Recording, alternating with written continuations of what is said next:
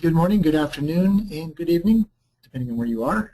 This is Bill Maddox. I'm the Director of the Sustainable Microenterprise and Development Program, and we're back for another SMDP webinar. We've been taking a little bit of a break, doing a lot of transition here at what is now known as the Carsey School of Public Policy. The Carsey Institute no longer exists, and we're onto a really exciting new chapter in the phase of Carsey. Our new School of Public Policy will be introducing a new master's program, new research opportunities, and level of engagement both on and off campus that will be really, I think, extremely exciting, deepening the anti-poverty work that the Carsey Institute has done over the past 10 years, and now as a School of Public Policy being able to make hopefully a bigger impact everywhere. So we're excited about that. We're excited to be back with our webinars. Before I introduce this webinar today, I want to make a couple of quick announcements. We do have upcoming webinars every month until December, and should be announcing some new webinars after the first of the year. The next webinar that we'll be sponsoring is the Business Solution to Poverty.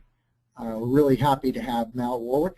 He's a co-author with Paul Pollack of this great book that came out about a year ago, The Business Solution to Poverty, that talks about very concrete ways that you can solve very large and very difficult problems of poverty through business solutions. So this will be Wednesday, September 17th from 12 to 1 p.m. and you can register for that within a day or two after this webinar.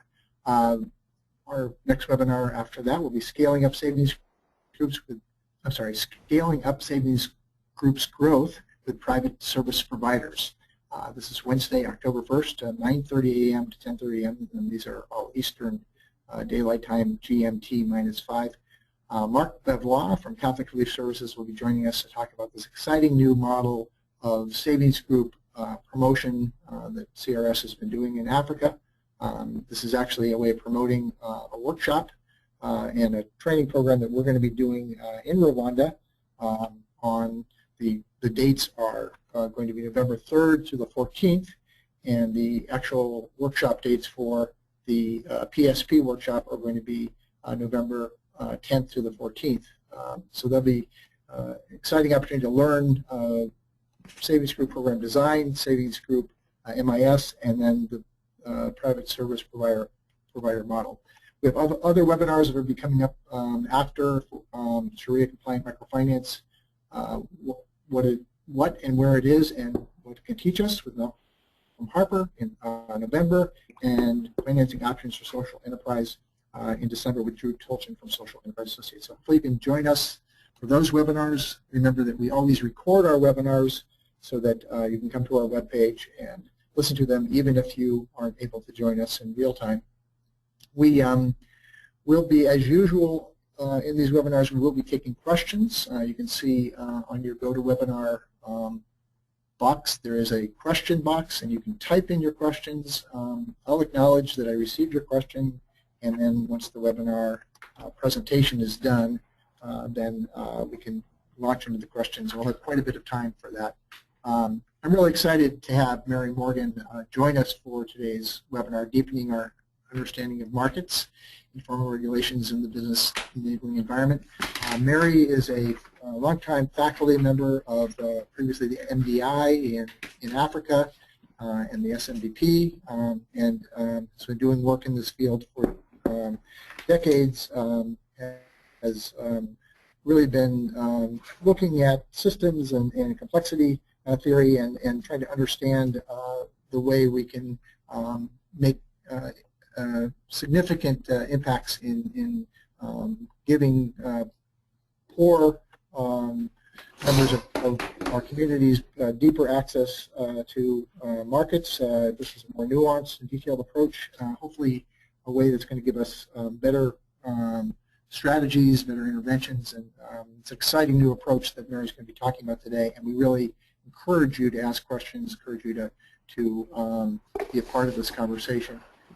But without further ado, I want to introduce Mary Morgan and ask Mary to take it away. Thanks a lot, Bill. It's a real pleasure to be here and to be collaborating with you again. And also a big thank you to all of you who are on this call for taking the time out of your busy schedule to learn more about how informal regulations actually shape markets. Oops, let's see here.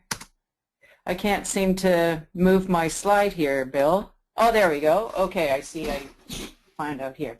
Okay, I want to start off really with my learning journey and what impacted me to start looking at this particular the theme, which is the informal regulations. I did an assignment in Guinea for IRC in 2006 to identify and analyze a market that could absorb displaced people. We identified and analyzed the groundnut market. In my research with the local team, I learned that groundnuts were a female crop, meaning that women grew and harvested the crop.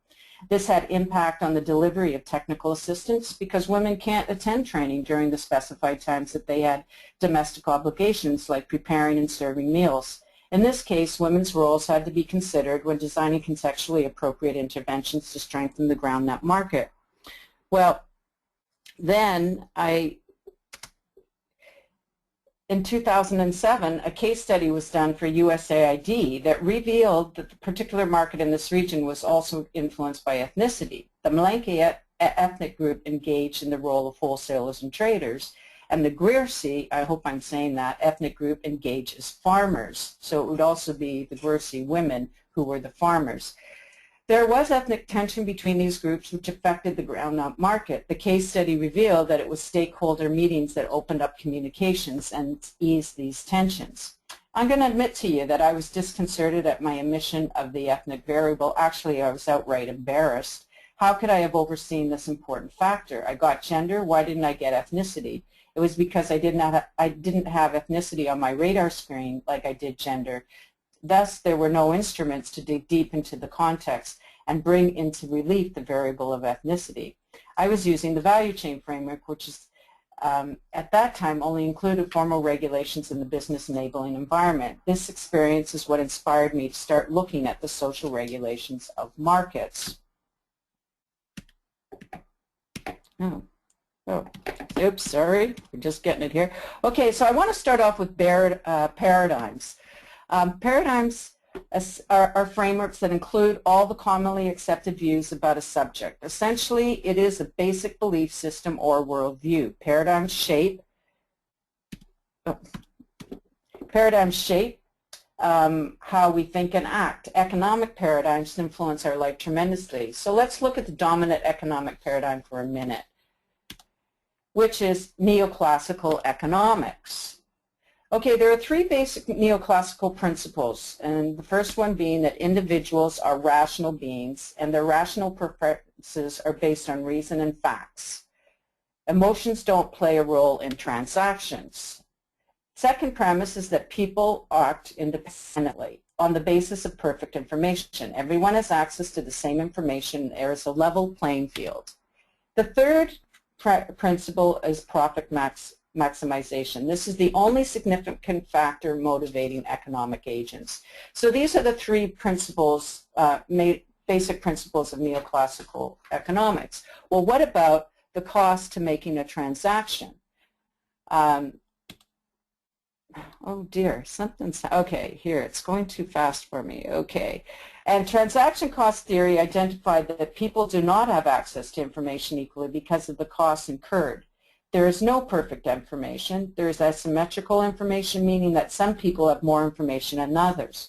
There are three components of transaction costs: search and information costs, bargaining costs, costs required to come to an acceptable agreement, policing and enforcement costs to make sure parties stick to the terms of the contract. Robert Coase developed this theory in 1937, and this signaled the birth of a new economic theory called New Institutional Economics.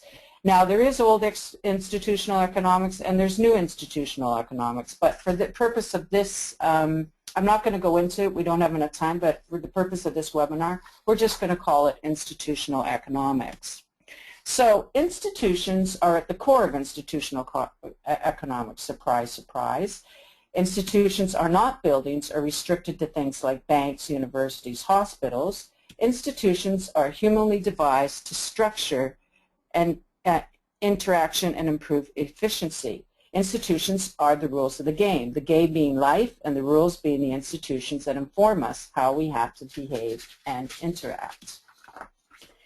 Institutions comprise of formal regulations, laws, licenses, standards, and treaties, as well as informal regulations, which are norms of behavior, conventions, and culture that inform the social institutions of gender, ethnicity, race, caste, and class. Formal and informal regulations define the incentive structure of societies and specifically economics.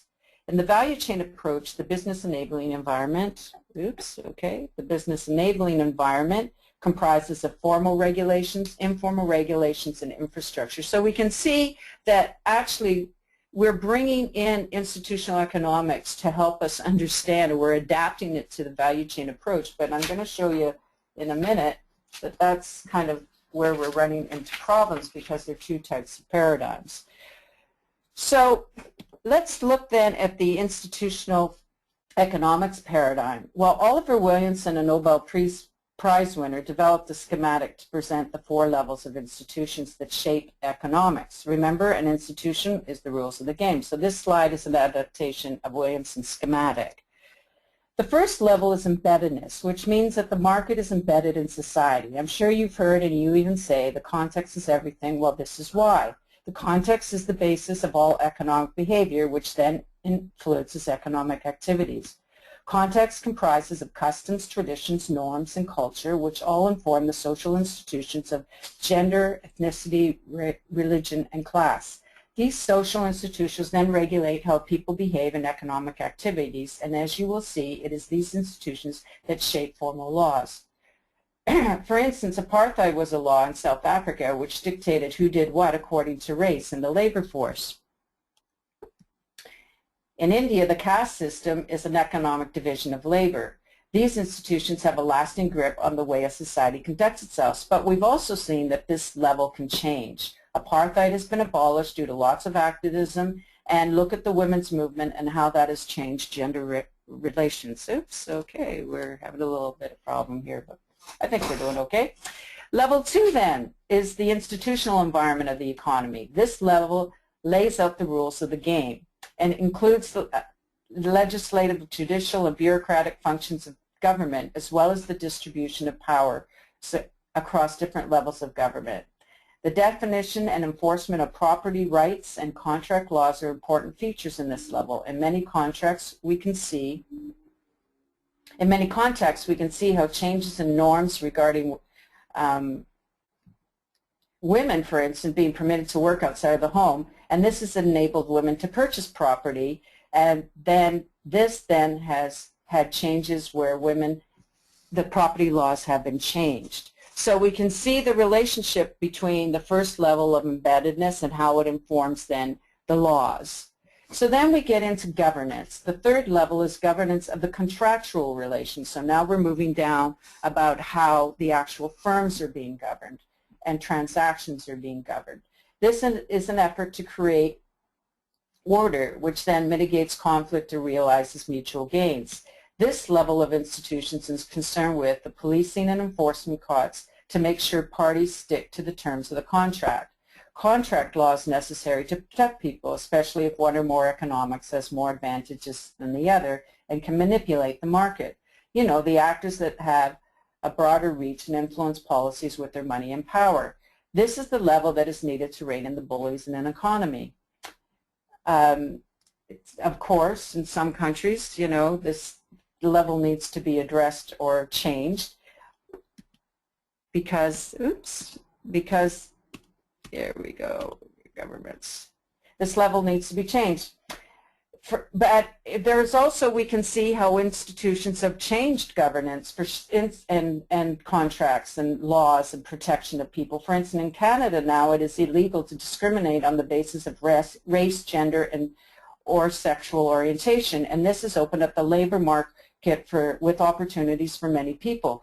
If an individual is dismissed due to discrimination, the courts are there to protect them. Again, you still have to have money to go through the court system, but the laws have been changed because of embeddedness and effects of embeddedness on the society. So level 4 is where we see neoclassical economics in play. Now, institutional economics does not reject outright neoclassical economics, and this is the level we can see where it plays out. Price signals are feedbacks to supply and demand levels. This mechanism allocates resources and labor needs. Salaries and prices are aligned with supply and demand, which in turn then allocates resources and employment. But again, we can see that embeddedness also impacts on this level, because for labor market, if you don't have education, so if you're poor, and for instance a poor woman from a minority group, her chances of getting education in many parts of the world is pretty low, and that then impacts on what kind of economic opportunities she can participate in. So this is just how institutional economics has laid out the level of rules guiding how the economy works. So then social regulation. Social regulation is the theory that all economic behavior is influenced by social institutions, and this motivates the behavior of all actors in the market. Okay, so now I just want to go to the value chain a little bit, and where does this all play out? So the elements of a value chain basically is the structure. So we're all familiar with this diagram. Everybody's connected to everybody. We have actors on the left. These are the people that, this is the structure of a market. And this has really been helpful for us to start seeing how to go in and understand the parts. But it has been problematic, because bringing it back to the whole, to look at the whole system and systemic change, it has been not such a good tool for us.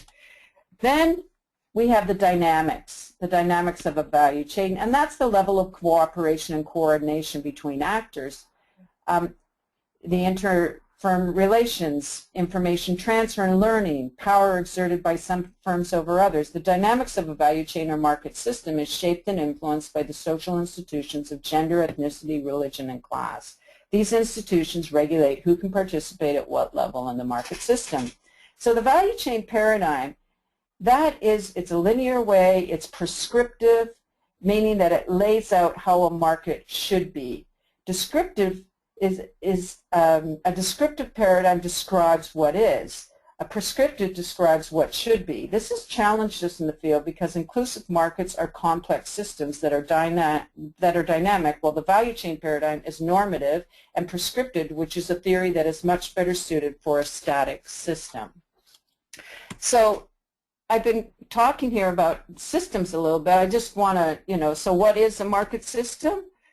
It's a bounded context. It includes actors and institutions directly or indirectly engaged in the system. It includes public and private actors, and it's a dynamic space. It is not static. And sometimes with the value chain approach, it just presents markets as a very linear, static entity, of which it isn't. So I just wanted to, bring that up. Okay, so let's recap here about the business enabling environment. And so we have, going back to the value chain approach. Now, there are parts of this that we can actually take forward with us. Okay, so there are regulations that shape, and influence a market, and the first one being the informal, which are the norms, customs, and code of conduct. These regulations inform and are informed by the social institutions of gender, ethnicity, caste, class, etc.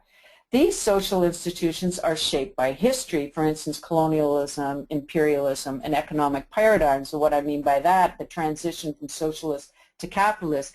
If any of you have worked in the post-Soviet Union, gender relations are quite different in a post-socialist society than they are in many other societies that we work. And all of this impacts then on the norms and customs of how people behave. The other regulations, of course, is the formal regulations and the laws, treaties, etc. And they are influenced by the norms of the society, customs, and the social institutions and the history. So there is a relationship there. The other thing we have is infrastructure in a BE. Because, I mean, how can you do business if there is no telecommunications, road networks, transportation systems, water systems, or electrification? And you know, if we really dig deeper into the context, we often see that the infrastructure is developed in areas where the dominant ethnic and religious group live and work. These people influence the government's budgetary decisions, and they'll get the best services. So we can see even here how the informal regulations are shaping where the infrastructure is. So we can see how informal regulations and social institutions are so important in understanding market actor behavior. Remember from the previous slide that the first level institutions in Williamson's schematic of the levels of institutions in an economy is embeddedness. The fact that markets are embedded in society requires that we look at the social institutions and regulations that shape markets. Okay, now I just want to we'll get into a couple of examples here. This example is about metal jewelry production in Jaipur, India, and it comes from the value chain initiative that SEEP did a few years ago, was led by Mary McVeigh. In Jaipur, India, Hindu Bengali males are metal jewelry artisans. The Hindu Bengalis from West Bengal migrate to Jaipur to find work and get apprenticeships. Apprentice owners in Jaipur only recruit relatives or people from their villages of origin. The new recruits work as interns to learn and master the skill of jewelry making in home-based businesses. This is an economic opportunity for the ethnic group. It was found that these migrants who were very young did not have any identity cards, which confined them to the workshops where they got their room and board and little else. They could not have access to training provided by government agencies to improve their economic opportunities. So Access India worked at social mobilization to let the isolated young apprentices know the process for getting ID cards. This then opened up opportunities that had not been available to them. This is an example of how understanding the extent of the exclusion of young Bengali migrants in society confined them to an exploited economic activity, but with some social mobilization and cultural sensitivity, the isolation began to ease up and quality of production increased with the increase of training. Another example we have in India with religion. Okay, and that in India, recycling, tanning, and rolling cigarettes, bidis, is deemed degrading for Hindus. Therefore, Muslims dominate in these sectors in India. If anyone was going to go in and start working in these sectors, this is something that would have to be taken into consideration. And then we have gender in Kenya. The demand for French beans in Europe stimulated the production of French beans in the Meru district of Kenya, driven by 3 lead firms that contracted 600 household farms. The project initially began working with women. When the success of the production was realized, the lead firm scaled up the project and signed contracts with the male heads of household because they had title to the land, which I had talked about earlier, is the property laws. Traditional law influence property laws. So, and the traditional laws are that men can take care of women, should be taking care of women. That's their role, and so they need the land because they need the land to take care of the women. Even though it was the women who did the work, the men received the pay because they had signed the contracts. The success of the crop and the increased income to the household shifted the control of the income earned by the women to the male head of households. The loss of income to the women increased the household vulnerability because the men were prone to spend the income in the bars. This project did not consider the social regulations and in the end made the households more vulnerable. So in conclusion, norms and traditional codes of conduct influence the social institutions of gender, ethnicity, and religion. Economic behavior is socially regulated through social institutions. In market development, social institutions designate who can do what in a market system. Exclusion is a symptom of historical outcomes embedded in the norms of a society that then shape in social institutions that regulate the market. Inclusion that is sensitive to history and the cultural context can trigger social change. So, with that, I'll open it up to questions and I look forward to them. I'll give it back to you, Bill. Okay, Mary, thanks. I have a question, which is, if we think about the traditional way that we've approached market development and looking at this approach is really more detailed and in some ways more, I think, requires more data. What are the kind of concrete ways that you see that practitioners can change their approach and concretely be able to take into consideration other types of social constraints that haven't normally been part of the process? Well, I think this is the exciting thing that's happening in our field is the value chain approach has been very helpful for us to understand a market system, because historically in the field we started with BDS, which identified, and we were working with specific individual businesses. Then we moved into actually doing market development, and the value chain approach is something that broadened our scope a little bit. But what we're finding is like it's moving towards a systems way of thinking. Now, the value chain approach, like what I was trying to say, it's a linear paradigm. It's a paradigm that's normative. It's saying what should be. That this, you know, we go in, this is the way a market should be. You're going to have input suppliers, they're given, you know, selling to the producer, da-da-da, and, you know, this line of things, and it's a line, and it's, even if you look at the picture, it's straight up and down, and you might have arrows to the side and things like that.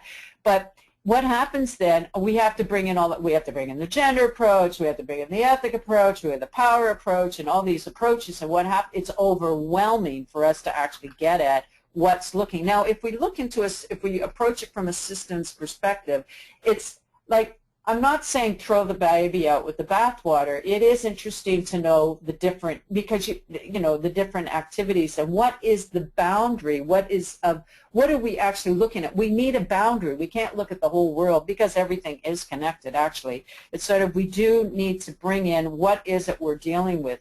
And so if we're looking at, though, as a bounded system, what happens is by being in that system and paying attention is what emerges.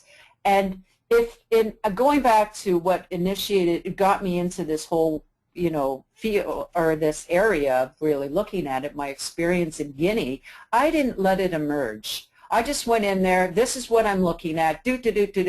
I did a great job at it. I think I did a great job with what I had.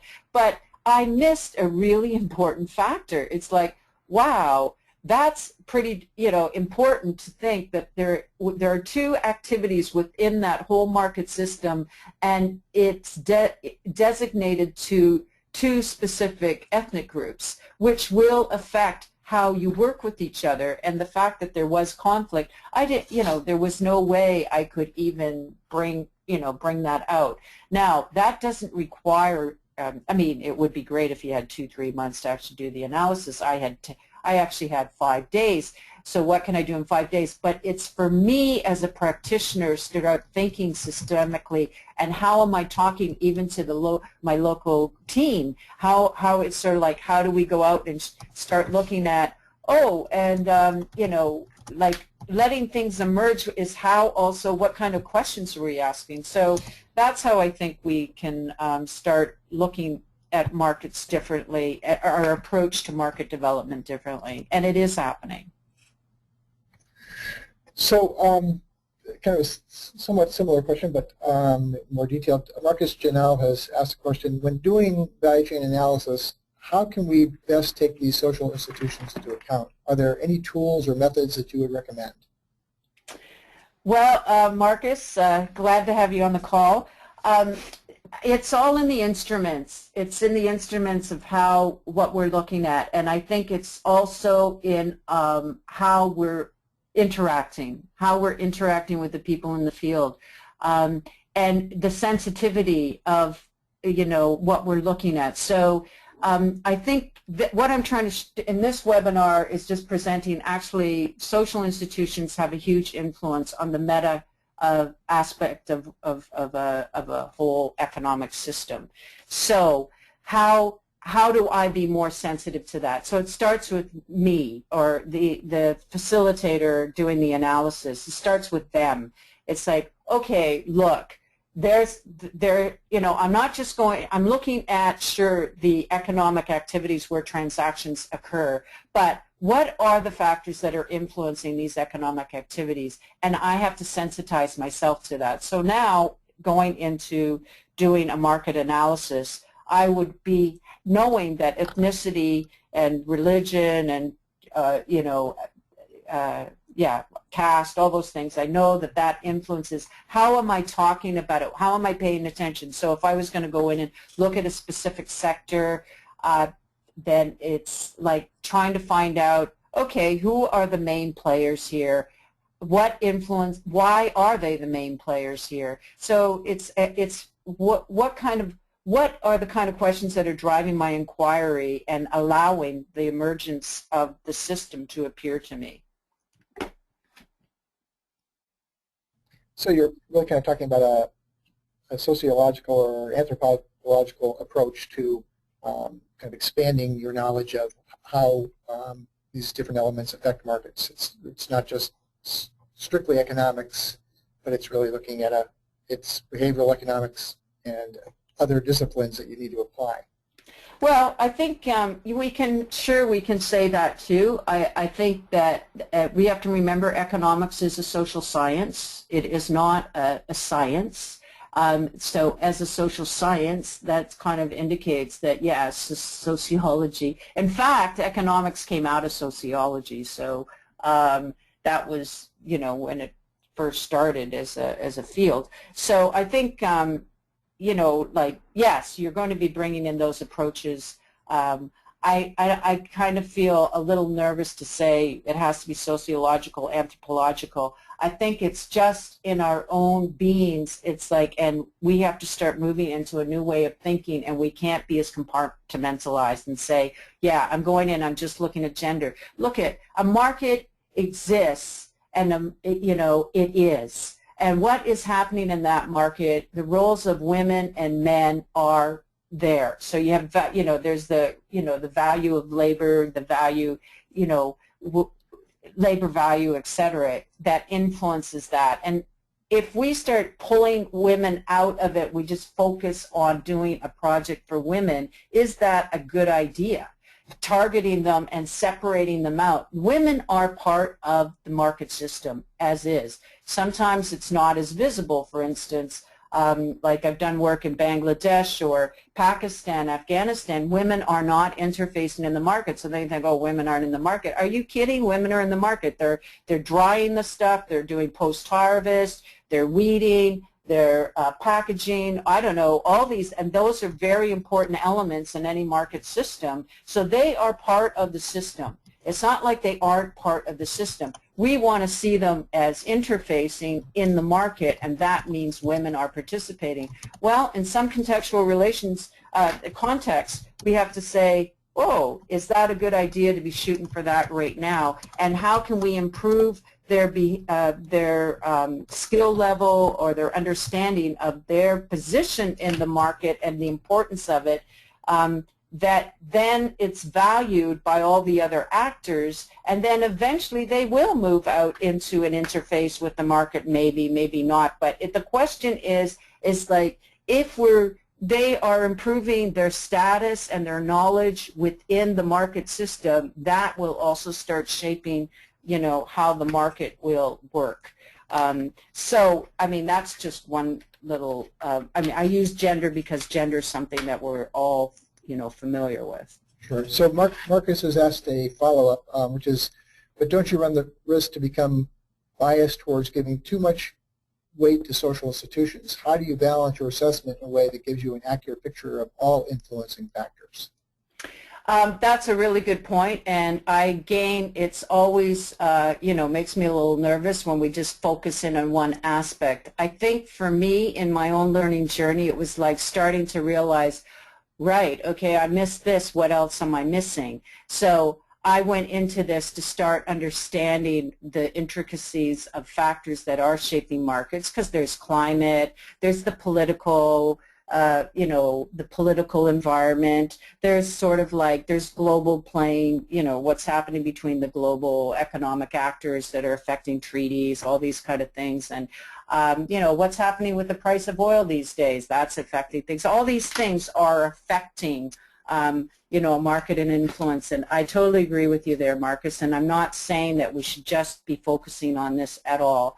I don't want to say, too, to just bias yourself. I'm just trying to actually, it was through this that opened me up to say, okay, I have to look at this differently.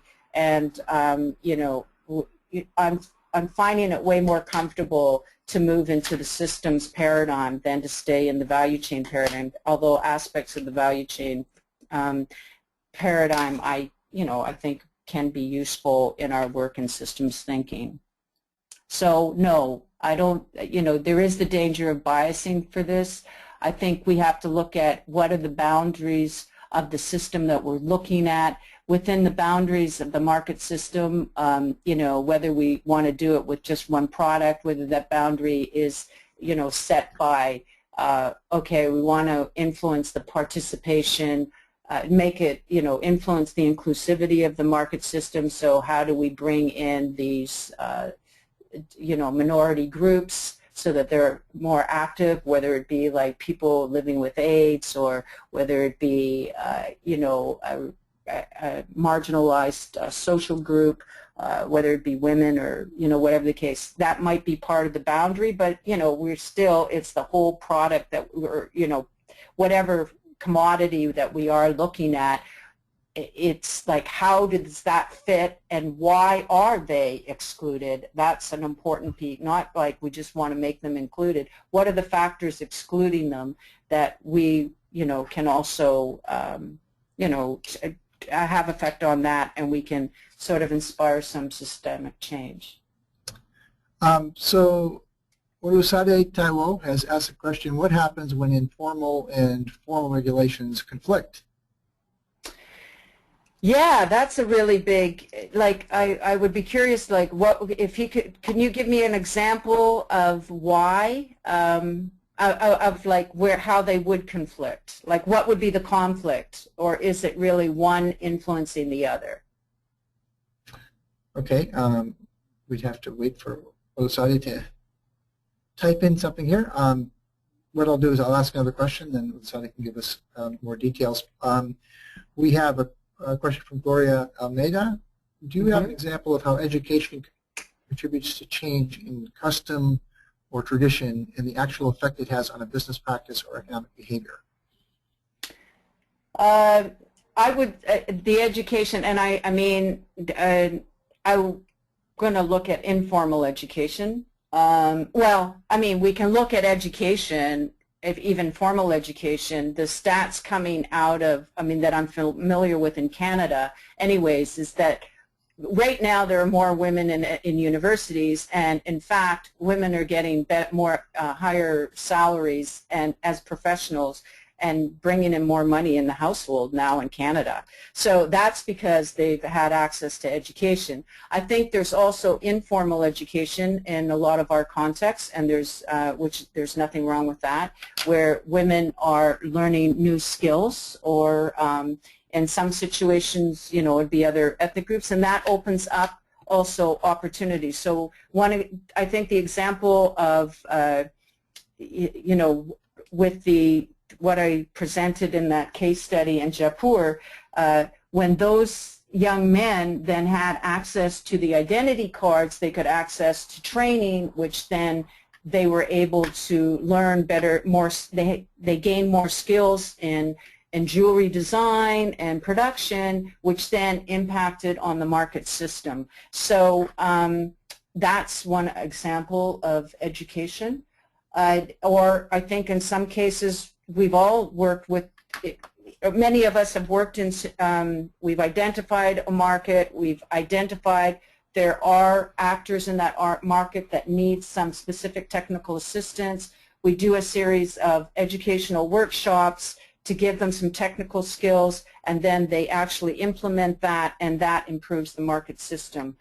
Those are, I think, those are examples of how education has influenced the market system. So I'm not sure if you were talking about formal or informal, but those are the two examples I could give you.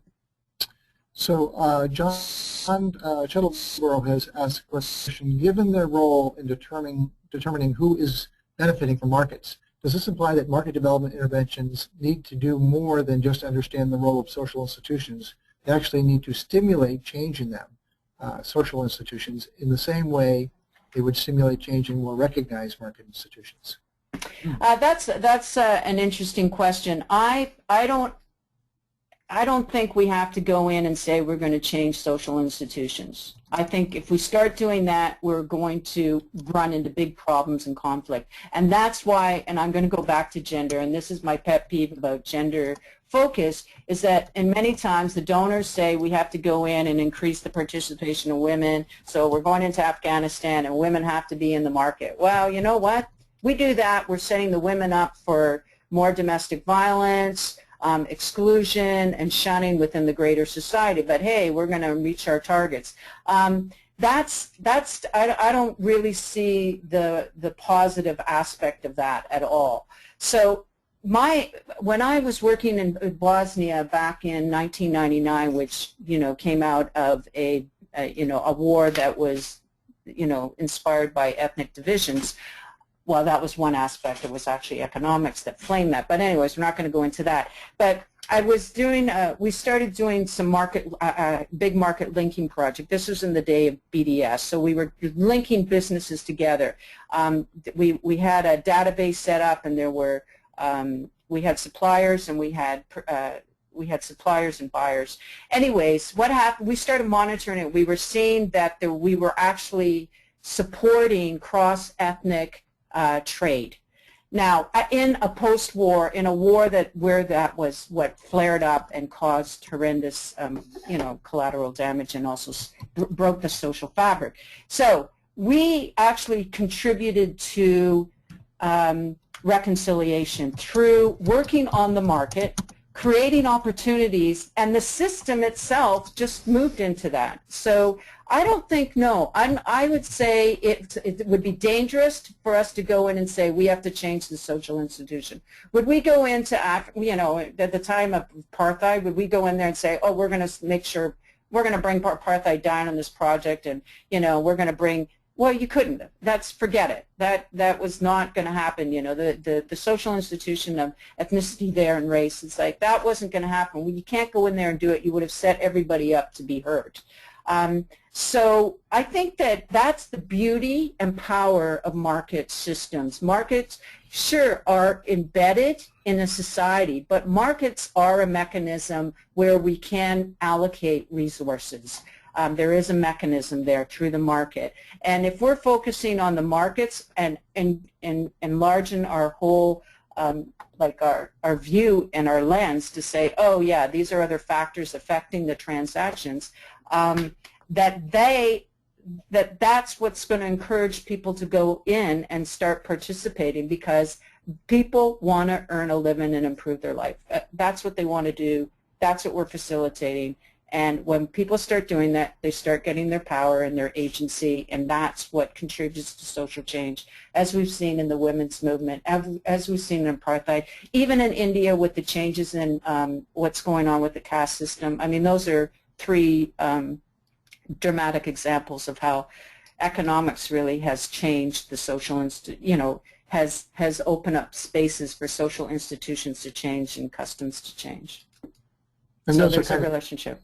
Those are kind of sweeping and kind of movement or people-based changes, and I can imagine that some of these, some changes can be addressed on a a policy level or regulatory level or things like that, but that requires a government having the knowledge that these constraints are real and that there's enough groundswell of support to make the kind of changes. So social movements tend to be able to do things sometimes that governments are reluctant to do. So. No, that's for sure. But in the end, governments also get impacted because they change the laws. When they start seeing that they're, that's the relationship. It is a system. There's dynamism here. There's nothing static. And so you have people who are oppressed. They start being active and doing changes. Yes, they want access to be able to go to work. They want to be able to start their business. they want to be able to do these things, they start they start doing action. Well, then the government, the pressure gets too much, so they'll change it. But sometimes too, it's kind of like, oh, the government will say, well, actually, hey, imagine this, if we got all these people working and they're paying taxes, we should actually open it up for them. That's the influence between the embeddedness, the level of embeddedness, the norms of a society. They change from social activism that influences laws and changes in the laws. So along these lines, John has followed up with, maybe it's about definitions, women's domestic care, maybe it's about definitions, women's domestic care burdens, for instance, undermine efforts to support the economic empowerment of women, but efforts to address this change, I'm sorry, I'm not reading well, but efforts to, sorry, all of a sudden the screen just jumped here. I'm going to start over, John, sorry. Maybe it's about definitions.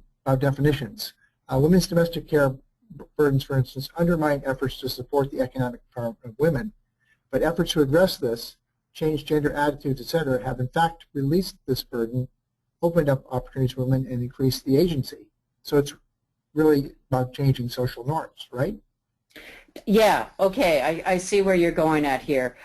Yeah, and I think that you've sort of like really encapsulated really nicely there, John, about like what the relationship is between informal institutions and how they can constrain people, and that's why Douglas North, when he talks about institutions, he says that social institutions and norms and things like that are actually constraints to economic development. So in this situation, yes, it is constraining. It's constraining the participation of women. But if women also, the societies are starting to realize if women are working, they're actually going to be contributing more, and that is. That's where we have the changes happening, and then the government will start changing the laws so that it accommodates women. I lost my screen here. Oh shit. Hello? Hello? Mary, I switched it over. Mary? Oh, yeah, okay. Mary? Yeah, hello? I just switched it over, it's all right. Everyone's there, we're fine. Okay. So, you can hear me, right, Mary? Yeah, I can, yeah. Sorry about that. I just wanted to change screens because as we wrap up, I'm just going to be pointing out something. So didn't mean to upset the flow here. So Olasade Taiwo has come back with his origin was he wanted to know what happens when informal and formal regulations conflict. And then he's followed that up with, for example, child labor regulations versus cultural expectation that children should work to help their parents as a mark of respect. Okay, that's an excellent opportunity here and really an important thing. Yes, child labor, but then the social norm is that children should work. Okay, I can only look at I'm going to look at that from a historical perspective. Like if we look at England, pre-industrial revolution or actually at the Industrial Revolution. So they moved off the lands because the common lands were taken. They moved into London and they started working in the factories, and it was children that played a big role here. And then that evolved. It was like, no, children should go to school, and the reason why they put children into school is because they realized, oh, they would be better workers if they had more discipline. So that's why we had them sitting in rows, and you had, you have to be here at 9 o'clock. You're going to, can go to the bathroom at recess. You can play for 50 minutes. You come back, and it was a whole thing about instilling discipline in us.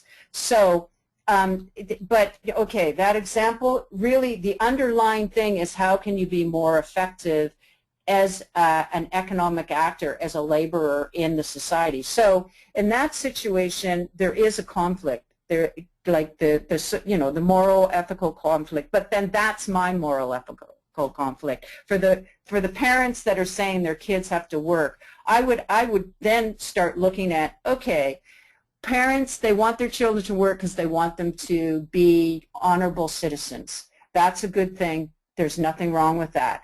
But when they're putting their children into situations that are actually dangerous and exploitive, is that a good thing? But that is the whole thing about bounded rationality. They are looking at, look, I need my kid to work. If this kid's going to make it in the world, they have to work. This kid has to take care of me when I'm older. I love my child. I want to be watching my child. I can't afford to have a babysitter or whatever the case may be. And so they take their children into these exploitive situations. So how, in changing that, I think it's really understanding why are the parents putting their children into that situation. If we could work with parents that they could improve their income opportunities and not be in an exploited and, poorly paid or slave-like situation, that they're not going to be dragging their kids into that. How do we create economic activities that the parents then do not have to work in those situations? They can get some more skill development and move out. That's a really, that example that you just brought up is very, that's what can I say? These are the issues that we should be thinking of. But again, let's look at the system. Why do they exist as they do, which to me is unfathomable, but within the context, that's their reality. And we have to work within that reality because, generally speaking, if the child is doing child labor and is exploited under the tutelage of their parents, it's often because the parents don't have any other options and they think they're doing their child good. So there is, conflicts there, but it's also a feedback loop to us to say, okay, there's something else going on here. So what's this something else that's going on? And I would say it's the parents then that don't have the economic opportunities that they can pass on to their children. So they force their children into situations to support them. Right. So there's a lot to unpack there in terms of trying to challenge both the cultural norm that says as a matter of respect that children would work with their families, and there's the actual financial reality that the family may not be able to survive if the child isn't there as a producer, and might even be costly because they have to pay school fees on top of that. So it's complex. That's it. Do we any other questions from our listeners? If not, I want to thank Mary for presenting this. I think these are really provocative ideas, important ideas that I think we hopefully will see a lot more consideration of as we move forward with market development and value chain development, and hope to see a lot more from Mary in the future in terms of training and coming back into the SMDP MDI fold, hopefully, as we plan new workshops. So I want to thank you, Mary, and thank you very much. Any new questions? And remind people before we disconnect that we do have upcoming webinars. If you weren't on the beginning, I just want to briefly tell you that our next webinar will be the Business Solution to Poverty on Wednesday, September 17th with Mel Warwick, who along with Paul Pollack, has written a really excellent book on looking at large-scale social enterprise as a way to solve critical human problems. And then in October 1st, Scaling Up Savings Groups with Private Service Providers. This is Mark Bavois from Catholic Relief Services. If you're going to the SEEP conference, there is going to be a 3-hour workshop on the private service provider model provided by CRS and Mark. And if you want to learn the methodology in detail, you can come to Kigali, Rwanda for the SMDP Rwanda, which is going to be happening on the 3rd to the 14th of November. Registration is up on the SMDP page, and so go ahead and check out the page and register. And there are MasterCard scholarships for women practitioners from Africa. Really encourage you to apply. Opportunity to have 100% of your tuition and room board covered by the MasterCard Foundation. I want to thank everybody for your attentiveness and your good questions, and again, thanks to Mary for the great information. This presentation that Mary has given is going to be available actually in 2 forms, or maybe even in 3 forms. You'll be able to listen to this recording again in a couple of days. We'll put the recording up on the SMDP webinar site. You'll also be able to download a PDF that we will have instructions, because Mary has included a fair amount of notes along with the original PowerPoint that you can toggle to on the PDF. Then I guess we won't need to put up the PowerPoint when we do that. So we'll have those two ways, and Mary's contact information will also be included if you want to contact her directly to ask her any questions or continue this dialogue with her. So again, thanks Mary, thanks to all of you who were attentive and those of you that asked questions, and we look forward to having you back in a couple of weeks for the next SMDP webinar. Have a great day, and keep up the great work. Thank you. Thanks a lot, Bill, and thanks a lot to everybody. Okay.